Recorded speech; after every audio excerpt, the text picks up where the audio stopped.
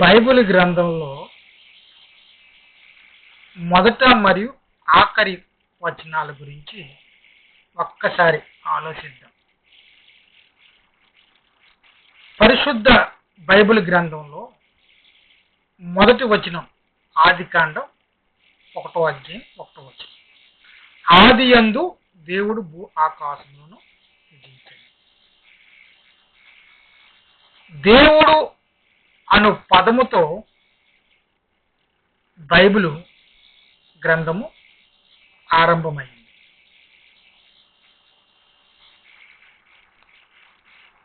మనము సరైన చోట ప్రారంభించకపోతే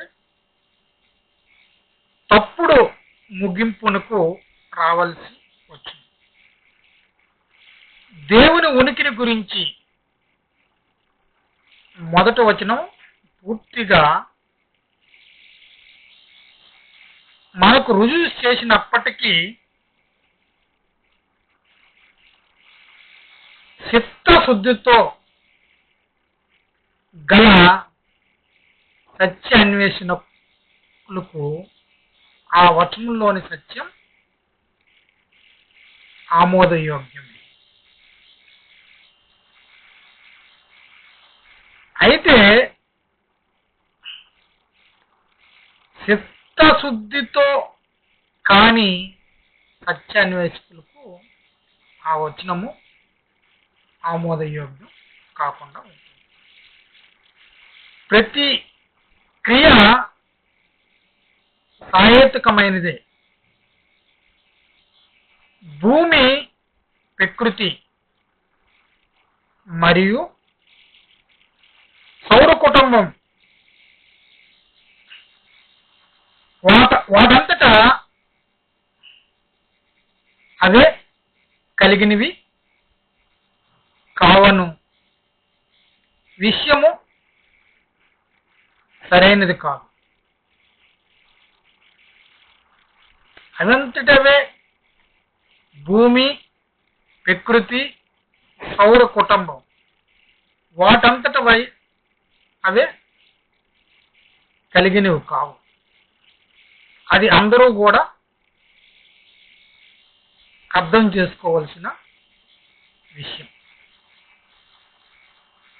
మానవ దేహమును కలుగజేసిన విధానాన్ని చూడగా భయమును ఆశ్చర్యమును నాకు పుట్టుచున్నవి అని కీర్తనాకారుడు బైబిల్ గ్రంథంలో కీర్తన 139:14 వచనంలో తెలియజేయడం జరిగింది. అయితే మానవుని దేహము, ఈ శరీరాన్ని కలుగజేసిన విధానం చూస్తే భయమును ఆశ్చర్యము మనకి కూడా కలుగుతుంది. నాడీ మండల వ్యవస్థ, జీర్ణక్రియ సక్రమంగా పనిచేయుటకు మిక్కిలి విజ్ఞానయుక్తమైన ప్రణాళిక అవసరం. నాడీ వ్యవస్థ, జీర్ణక్రియ సక్రమంగా పనిచేయుటకు చాలా విజ్ఞానము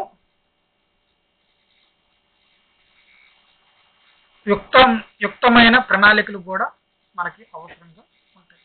అంతేగాని దాన్నెన్నటికీ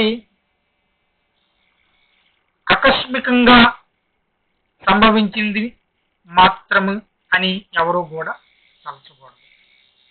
మన నాడి వ్యవస్థ ఒకసారి అర్థం చేసుకోండి. మన నరాల్లో మా సెన్సెస్ ఎట్లా పనిచేస్తుంది, శరీరంలో సెన్సెస్ ఎట్లా పనిచేస్తుంది, స్పర్శ, ఈ శరీరంలో స్పర్శ విధానం ఎట్లా పనిచేస్తుంది, దీన్ని అంతటినీ కూడా ఒక ప్రణాళిక ప్రకారంగా దేవుడు నిర్మించాడనేది వాస్తవమైన సంగతి. దీనిపైన మనం ఆలోచించగలిగితే దేవుడు మనిషి యొక్క దేహాన్ని, మానవుని యొక్క దేహాన్ని నిర్మించడానికి ఎంత పెద్ద ప్రణాళికలను ఏర్పాటు చేసి ఉన్నారో మనకి అర్థమవుతుంది. ఈ విశ్వమునకు ఒక క్రమం గలదు. ఈ సృష్టి అంతటికీ కూడా ఒక క్రమం. మానవుడు అంతరిక్షంలోనికి ప్రవేశించుట కూడా ఈ క్రమంను బట్టి జరుగుతున్నది. మానవులు పరిశోధన చేసి అంతరిక్షాలలో ప్రవేశిస్తున్నారు అంటే దేవుడు ఒక క్రమాన్ని ఏర్పాటు చేసి ఉన్నాడనేది వాస్తవమైన సత్యం అనేది మనం అర్థం చేసుకోవాలి. వారే కేవలం ఏర్పాటు చేయబడిన క్రమమునే అనుసరించుతున్నారు. సూర్యగ్రహములను గురించి ఆలోచించండి. అది ఏర్పడబో సమయమును గురించి మనకు ముందుగానే తెలియజేయబడుతుంది. ఇదంతయు కూడా జ్ఞానయుక్తమైన ప్రణాళిక యొక్క ఫలితమే. సూర్యుడు ఆలోచిస్తే 24 గంటలు ఎక్కడ ఉంటాడు? సూర్యుడు ఎప్పుడు కూడా ఎక్కడికి కదలడు. సూర్యుడు స్థిరంగా ఎక్కడుంటాడు? ఒకే దగ్గర. అయితే గ్రహాలు మాత్రము, నక్షత్రాలు మాత్రము వాటి స్థానాలని మార్చుకుంటూ తిరుగుతూ ఉంటాయి. భూమి తన చుట్టూ తాను తిరగడానికి 24 గంటలని దేవుడు నియమించాడు.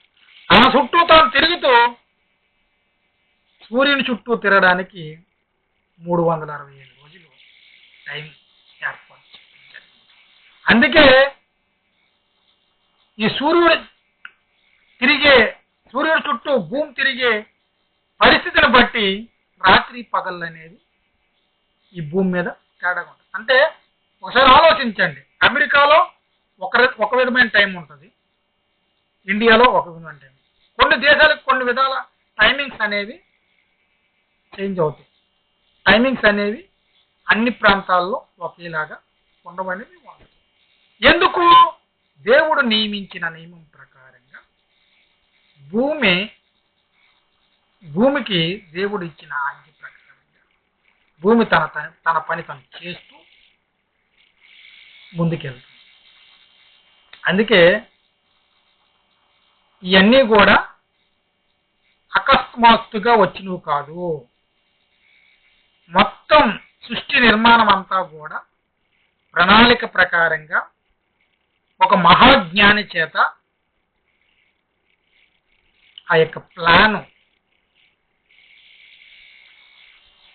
నిర్మించబడిందనేది ఒక వాస్తవాన్ని ప్రజలందరూ కూడా కనుగోవాలనే ఉద్దేశంతో ఈ విషయాన్ని తెలియజేస్తున్నా. ఈ పాఠాన్ని మళ్ళీ మీకు రాబోయే షెడ్యూల్లో మళ్ళీ మీకు బోధిస్తాను. ఇక్కడ ఆలోచించండి. ఏంటి ఆలోచించాలి? దేవుడు